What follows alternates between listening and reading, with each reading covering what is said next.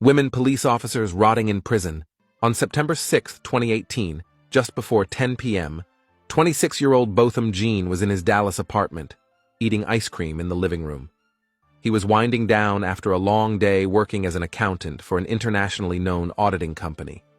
Suddenly, Dallas police officer Amber Geiger walked into his unlocked door.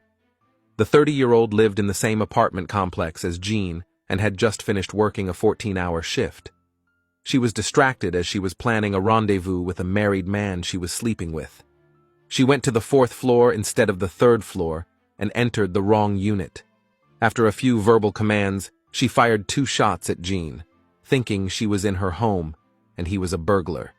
He was hit once in the chest. The 5-year police veteran called 911, and medical personnel responded to the scene and took Jean to the hospital, where he died from his injuries. The Texas Rangers investigated the shooting. Geiger was arrested and charged with manslaughter 3 days after the crime. The charges were later upgraded to murder, and Geiger was fired from the Dallas Police Department on September 24, 2018.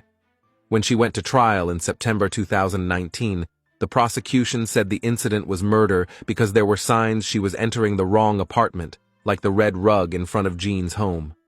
Prosecutors also claimed she did not follow police protocol. When encountering a burglar, officers are supposed to call for backup. Since the station was just 2 blocks away, assistance would have arrived quickly and resolved the issue, and no one would have died.